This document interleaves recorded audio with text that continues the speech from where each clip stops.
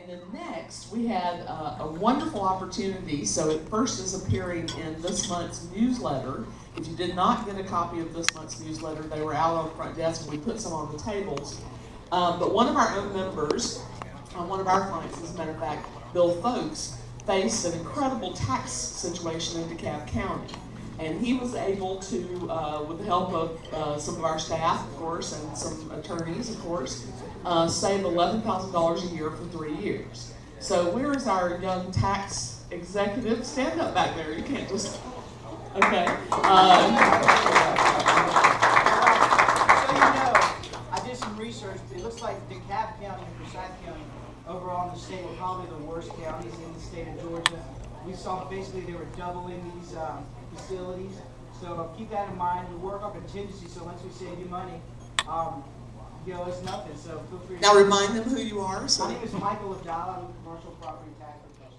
So to members, so if you're not a member, please join so that we can make those resources available to you.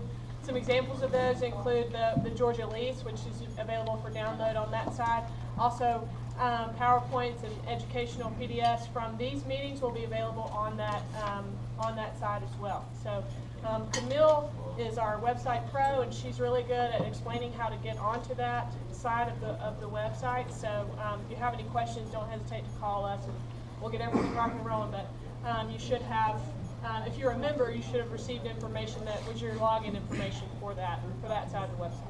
And they'll probably be sending out an additional email of instructions next month. So there's no reason you couldn't pass along a $10 rent increase to all of your tenants if you did some improvements and made the place look better, or make it feel more secure. So if you had a 300-unit facility and you did a $10 increase for everybody,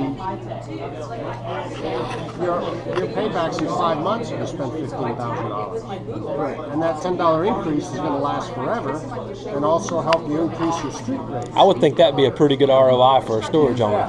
So, I mean, the math on these things is really good. Now, I mean, that's not to say you should just go out and go crazy, but I mean, if you go around and look at the property and start prioritizing, what are the things that people are going to notice right away? What's going to make them feel better? What's going to make the staff feel better about working here? All of these create a value. So you can, really the way we look at all of these improvements is we look at these as revenue enhancements, not necessarily as improvements. But we also look at other things too. Aside from physical improvements, we look at technology improvements. Like for instance, when you saw the screen there that wasn't showing cameras, right? People are very aware of technology. Right? So if your technology at your property looks like it's had a little upgrade lately, people feel better about that. Right. We're currently working with Store here on getting some of their the facilities they've just acquired or just started managing, getting their camera systems back up. Just for the fact, and David knows this as well, he's familiar with the industry. Just for the fact when a customer walks in that door, I want to see a big pretty picture of myself. They get it. Yes, they get it. They see all that stuff. And then we also talk sometimes about emotional improvements, right? Because buying's an emotional thing. And sometimes replacing a manager is a really effective way to increase rents because you have someone with better customer service skills. Or adding a call center where you have longer hours where people can make payments over the phone and things like that. That's all helps their emotional state. Those all create value. Sure. Well, I got a question for Lindy.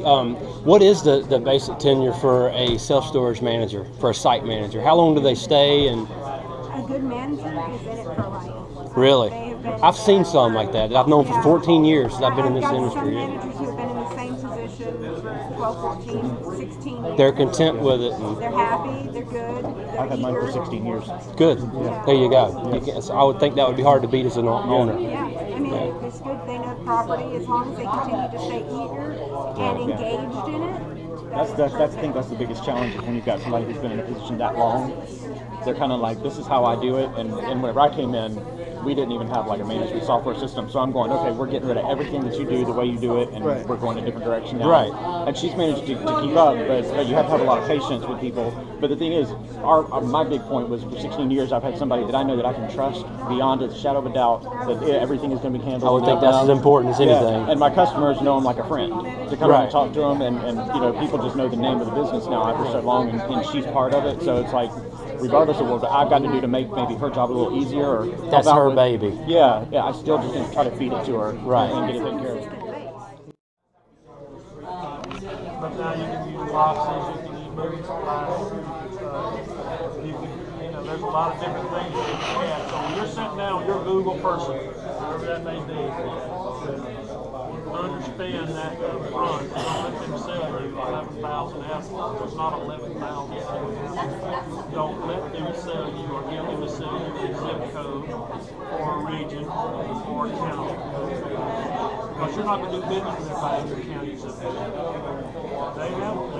If you're setting up your Google account, you can target your radius of where you're setting your AdWords at.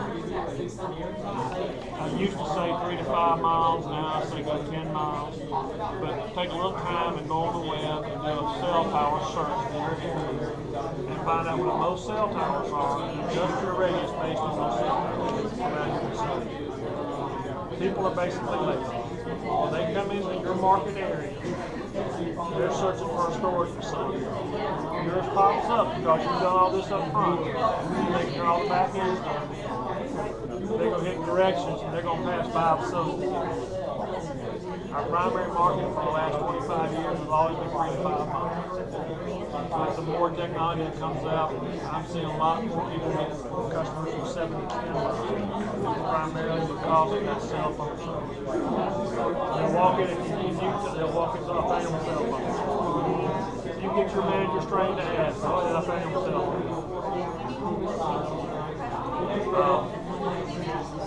Set a Google radius. Google will try to talk you out of it. The reason they won't talk you out of it is because they get more money from AdWords. Your AdWords set a budget around $300 on your AdWords. You'll spend $170 maybe a month, and you won't run out of money. Because you're searching, people are searching to do business with you. If they're outside your radius, they're looking for self-storage in Covington, Georgia, okay? They're going to search self-storage Covington, Georgia.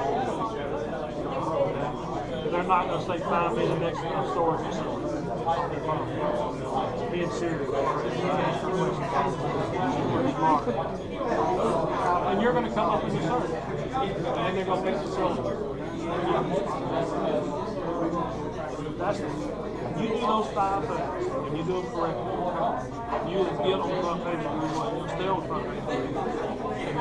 You're going to use Google AdWords for 2 reasons. One, you're going to be listening to their advertising. They say they don't serve private business. You're going to be in advertising. So when people are searching for you in that industry, just work. Look at what we used to spend on the other pages. And this is easy questions. Cover a lot real quick. So, if you got anything that you clarify on, yes. Okay, now you can go. Okay, so what I brought today was what renovations or other kind of projects do we do in the industry that give us the most bang for our buck? And Mike's property, this is a classic example of things we talked about with him when we started doing it. So, what do customers expect? Start off with what do customers expect? Clean products. That goes without saying. That was on 75. But, oh yeah, grab a chair. Grab a chair. You got one? But here's what we're trying to achieve. You want to achieve these 4 things. You want it to look high-tech, all right, retail, that usually involves storefront, upscale to the extent that is possible, and stable, not flimsy in any way. So you want that high-tech retail, upscale, stable. Well, that works well for the warehouse look, you know. Yeah, it sounds like a it's lot great. of renovations in the city here. They keep the industrial look. That works great. But I thought I would list my 5 things and then little subsets of them of ways that you can instantly make some decisions about your own properties. First, do what customers do and what we do in management. Photograph your property every way that a customer can see it. And then print those out in 8x10 and take them home, and long after you've left the site, it's forest for the trees here, ladies and gentlemen, get away, take a look, see what you see. I have a $26 million property in New Orleans that the landscaping became so overgrown you couldn't see the signs. There was mildew all over that ephes. I mean, it was just a mess. I took him those pictures. He goes by 10 times a day. His office is next door. He's like, oh my God, I never even thought of that. So, fresh eyes, you know, and I find that printing 8x10s is the easiest way to get those fresh eyes. Do you see the overgrown landscaping? Yeah, if you need overgrown landscaping, call my guy Mark Snow. He's my landscaper at home. So, all of you property owners. Customers will pay you higher rent for any time technology access and automated access control. So Easy Code is the newest thing a lot of us are trying to adopt. That's through the PTI keypads using StoreLogic's 5.0. So that lets Mr. Parrish and his wife and the whole gang down there in Brunswick they have to be near the property, hit the thing on their storage app on their smartphones. Behind the camera. Okay, now you can go. Okay, so what I brought today was what renovations or other kind of projects do we do in the industry that give us the most bang for our buck? And Mike's property, this is a classic example of things we talked about with him when we started doing it. So, what do customers expect? Start off with what do customers expect? Clean price. That goes without saying. And That was on 75. but, oh yeah, grab a chair. Grab a chair. You got one for me? But here's what we're trying to achieve. You want to achieve these 4 things. You want it to look high-tech, alright, retail, that usually involves storefront, upscale to the extent that is possible, and stable, not flimsy in any way. So you want that high-tech retail, upscale, stable. Well, that works well for the warehouse look, you know. Yeah, it sounds like a it's lot great. of renovations in the city here. They keep the industrial look. That works great. But I thought I would list my 5 things and then little subsets of them of ways that you can instantly make some decisions about your own properties. First, do what customers do and what we do in management. Photograph your property every way that a customer can see it. And then print those out in 8x10 and take them home, and long after you've left the site, it's forest for the trees here, ladies and gentlemen, get away, take a look, see what you see. I have a $26 million property in New Orleans that the landscaping became so overgrown you couldn't see the signs. There was mildew all over that ephes. I mean, it was just a mess. I took him those pictures. He goes by 10 times a day. His office is next door. He's like, oh my God, I never even thought of that. So, fresh eyes, you know, and I find that printing 8x10s is the easiest way to get those fresh eyes. Do you see the overgrown landscaping? Yeah, if you need overgrown landscaping, call my guy Mark Snow. He's my landscaper at home. So, all of you property owners. Customers will pay you higher rent for any time technology access and automated access control. So Easy Code is the newest thing a lot of us are trying to adopt. That's through the PTI keypads using StoreLogic's 5.0. So that lets Mr. Parrish and his wife and the whole gang down there in Brunswick they have to be near the property, hit the thing on their storage app on their smartphones. So that's important. And then make sure they know you're in the retail business. Now, awnings with interior lighting can give you a fresh look. LED rope lighting around the edge of your roof line makes you stand out when no one else does. Do y'all do that? Oh, that's my favorite trick. We didn't talk about that, but LED rope light doesn't take transformers like neon did. And the useful life is so much longer, so it's not like every 6 months you're climbing up there to fix it. On a winter's December day, when it's raining like crazy, it gets dark at 3:30, and they're flying down that highway, and they see your white outline of your beautiful rooftop, you're going to be the one they remember. So that's inexpensive and a big pile for your buck. Digital signage. If you can put digital signage on, you instantly look more modern. So again, something to think about. Combine vacant units or cut up large vacants to equal demand for sizes you don't have. Or turn in hallway drive-up units into climate control, which is what the customers want. You know, yes, it requires a little money, but look at that payback you're going to get. And then protect your customers, of course, by being ADA compliant, do your fire safety inspections. We love the broom on the wall thing, but my area managers hate it. It's the coolest trick. I learned it from a guy in Charleston. Every 100 feet or however often you want to, he brackets a broom to the wall of a hallway or outside of a building. You know, your lease requires them to return the unit in a broom-swept condition. That's exactly what the lease says. So it just reminds them of your tidiness. Nothing, you can buy them at the dollar store, y'all. They're not expensive. And I think we should have our names on them too. So when they steal them, they'll be at least taking my promo item. But think about reserves for future repairs. You know, every roof wears out, every pavement wears out, every keypad wears out. Things have to be replaced. Y'all, you don't want me to call you and say, "Oh, 50 grand, you know, that building's leaking." It's going to go, "No!" Anything for that. So, since you know things have a useful life, make a plan. Every company kind of handles that differently. I think we're trying to do 10 cents a square foot a year right now for our new customers. So, it'd be something I would look forward to trying to for all of y'all. And then, offices need remodeling every 10 years. So, when was the last time you remodeled your office? 10 years ago. So this is our standard flat screen layout. We use 4 with the 3-dimensional logo. And the bottom right one is our ban of white sign of the rules. So it says, "Dear Mike, we have to have your phone number, you have to have insurance, you have to have a key, blah, blah, all the rules." And reminds them they have to code in and out if you have both of those things, you know, if you have door alarms and stuff. But electronically, we can add commercials to the back of it. And then in our new stores, you'd have these 4 screens, plus a screen across the desk from the manager, and a screen in the conference room. So 6 is pretty standard now, but these are so cheap. I mean, it's just so cheap. You can't say or say to them or let them hear, "Yeah, we sell boxes."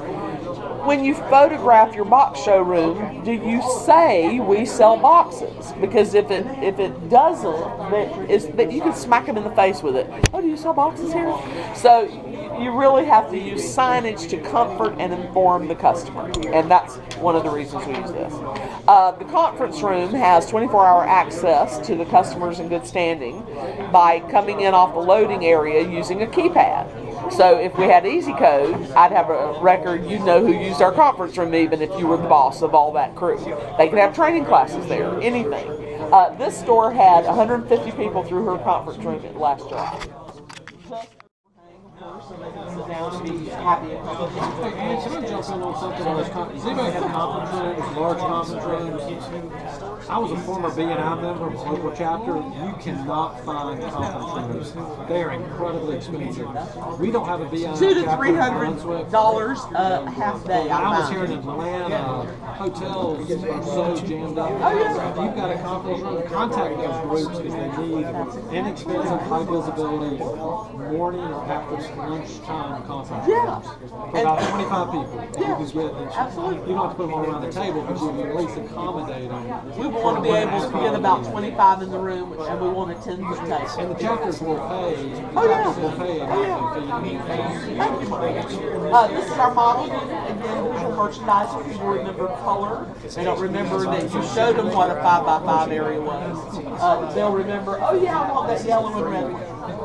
Make your bathroom something that your mama would be proud of. This is the bathroom in Alabama, in Birmingham. And the Irondale Chamber of Commerce president goes to the bathroom anywhere but at our shore. We're so proud of that. This is the bathroom in Canada. I did this entire bathroom out of Home Depot. That mirror cost me $59. The fixtures are all Home Depot. It's Home Depot, y'all. Come on. It's not that expensive. But customers really love it, and they take good care of it. Now, I'll give you some before and afters of something pretty startling. This is Blessed Heart little Walker Street down by the Georgia Dome. Y'all, everybody knows where the Georgia Dome is, right? Well, Herman Russell, who was deceased last year, famous Atlanta developer, owned the store, and this is what it looked like when he called. I said, Mr. Russell, it's got a mess on our hands. Barbed wire and people tagging that wall with graffiti all the time. Not even good graffiti. This is what Walker Street looks like from its office now. There's the wall. Let's find that. Oh, here it is. So this is just faux brick, some storefronts, some better lighting, you know, and it made a 9% difference to income. You know, we can change anything else, but just make it not look crazy. You know? So just think about when you see your own facility, or if you're the broker trying to help somebody, or the management company, or whatever, you know, keep it looking fresh. And you have a beautiful facility where you are. This is the mural wall now. They don't tag it because it's Mr. Russell, and that's what the inside of the office looks like. So we could participate in the street. But see, you used to walk into this blue prison and be hit with a little piece of bulletproof glass. And Mrs. Jackson, who had helped Mr. Russell for years, she didn't have a bathroom in there. You know, and that little area was like 5 by 8 or something. So, all right, now use signage to comfort and inform the customer. The most common thing is they back up at your keypad. My code's not working. Richard, fix my code. Well, they forgot the star or the pound. So we put a sign that says thank you or welcome, and obviously exit or the entry. Please enter star, your 5-digit code, and the pound. Oh, we have happy, well-informed customers. So use signage in your showrooms to talk about your box buyback, your bundle pricing, you know, how to use the boxes. You know, that's free education that you can give those customers. They want an expert. So all that you know and have learned all these years, Richard, if you take Holly when she comes in, I gotta get blue, I'm losing my mind. Calm down, Holly, I'll fix everything. Here's how you pack it. Here's how you load. Use all mediums. You get more out of your storage space. Don't sell a woman an extra large box. You can't pick it up. You know, use that education that you have to inform and confirm. And then uplighted awning. Bo will recognize this one. Do you recognize this one? This is a quite old, would you say quite old building? It's seen its better. It has seen better days. But that wraparound uplighted awning did a lot to help their street impression. Here's one in Conyers. This is the old office, the 5 by 8 office. And this is the new office. So we took the end cap of the building across the driveway, added storefront, added the awnings, put a neon sign, we're open, you know, took the gate back behind the office entry. If your gate's in front of your office entry, it's just like saying, I don't want you, customer, please stay out there.